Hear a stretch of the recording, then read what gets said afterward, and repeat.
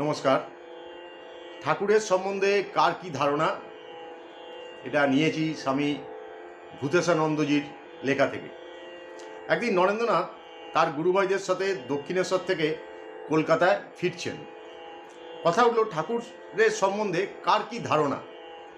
কেউ বলছে অপূর্ব জ্ঞান, কেউ বলছে অসাধারণ ভক্তি, এরকম নানা জনের নানা রকম মন্তব্য হচ্ছে।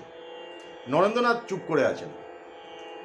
তখন অনেকে তাকে বললেন, তুমি কি বলো?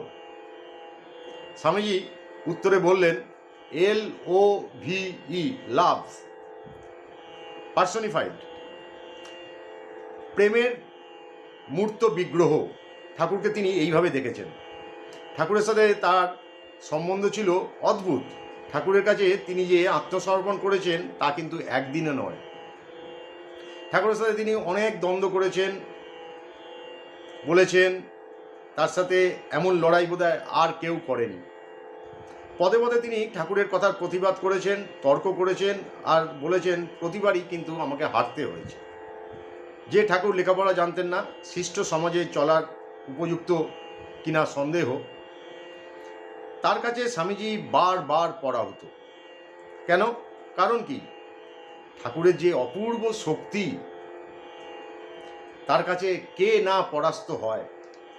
কাশীপুরে মহাসমাধির আগে তিনি নরেন্দ্রনাথকে তার সমস্ত আধ্যাত্মিক শক্তি সমর্পণ করলেন।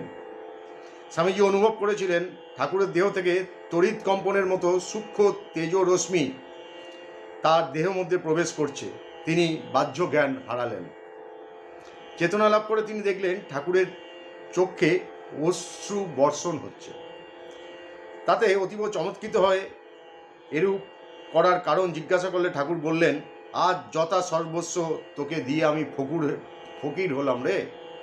তুই এই শক্তিতে জগতের কাজ করবি, কাজ শেষ হলে পরে ফিরে যাবি। ঠাকুরের অশ্রুবর্ষণ দুঃখের নয়, এটা হচ্ছে আনন্দ অশ্রু। তিনি এমন একজন উত্তরাধিকার পেয়েছেন যার ওপর তার জগৎ উদ্ধারের যে আদর্শ তাকে রূপায়িত করার দায়িত্ব দেয়া হলো। এই শক্তিমান ব্যক্তি তার পতাকা বহন করে চারিদিকে নিয়ে যাবেন, বিশ্ব জয় করবেন। স্বামীজি ধর্মজীবনকে নতুনভাবে আমাদের কাছে পরিবেশন করেছেন। তিনি ঠাকুরের কাছ থেকে যা পেয়েছিলেন, স্বামীজি না বললে আমরা কেউ ঠাকুরকে বুঝতে পারতাম না যে তিনি এই তত্ত্ব প্রকাশ করতে দেহ ধারণ করে এসেছেন। ঠাকুরকে আমরা সাধারণভাবে একজন উঁচু দরের ভক্ত ও উঁচু দরের জ্ঞানী, বড়জোর একজন মহাপুরুষ ভাবতে পারতাম। কিন্তু তিনি যে এক জগতের পরিবর্তন এনে দিতে পারেন, সেটা আমরা স্বামীজির দ্বারা